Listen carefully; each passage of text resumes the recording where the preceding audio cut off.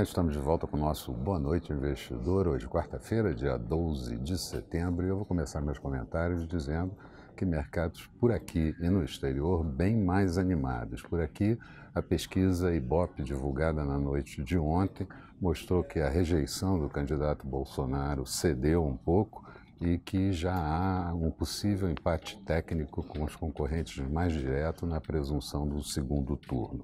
No exterior, a notícia de que os Estados Unidos e a China devem voltar à mesa de negociações e negociar contratos comerciais, e isso certamente desestressa os investidores no mundo por conta de tarifação americana programada para 267 bilhões em produtos importados da China.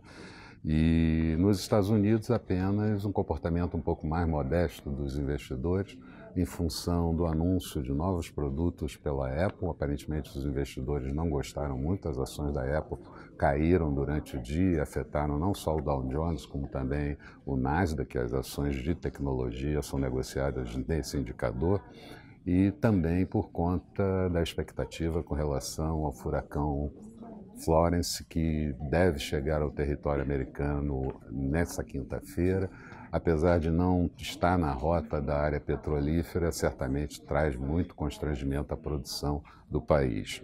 Tivemos nos Estados Unidos também a divulgação da inflação medida pelos preços no atacado, o PPI do mês de agosto, na verdade, uma deflação de 0,1%, deflação também no núcleo de 0,1%, quando a previsão era que subisse 0,2%.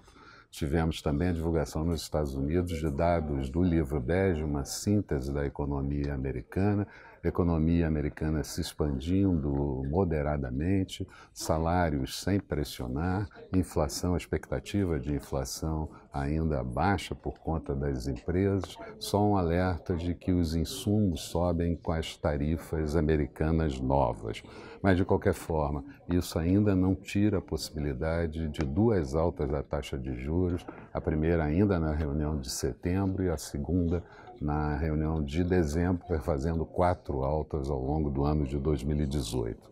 Por aqui, o Banco Central divulgou o fluxo cambial até o último dia 6 de setembro, uma saída de recursos de 858 milhões de dólares, mas no ano segue positivo em 23,32 bilhões de dólares. Do lado político, o candidato Haddad e a sua vice-presidente Manuela fizeram o primeiro ato político de todos eles, mas militantes do partido distribuíram santinhos ainda com a figura do presidente Lula. O candidato Ciro Gomes, como de hábito, disparou a sua metralhadora giratória, principalmente contra o general Mourão e o general Vilas Boas, e Geraldo Alckmin dizendo que, se Bolsonaro for eleito, o país será entregue novamente à gestão do PT no próximo governo. E, além disso, prometeu que, se for eleito o Geraldo Alckmin, o país vai crescer 4% no ano de 2019.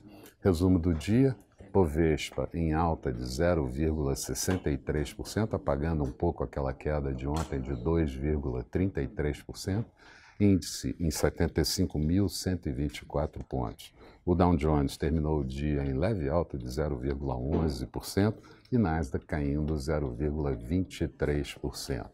O petróleo WTI negociado em Nova York teve dia de alta de 1,44%, barril cotado a $70,25, função do furacão Florence e também da redução dos estoques de petróleo americano na semana anterior. Euro negociado a 1,163 do dólar, portanto em alta em relação à moeda americana. Notes americanos, títulos de 10 anos com taxa de juros de 2,96%. Por aqui, depósitos interfinanceiros em dia de queda de taxa de juros para praticamente todos os vencimentos.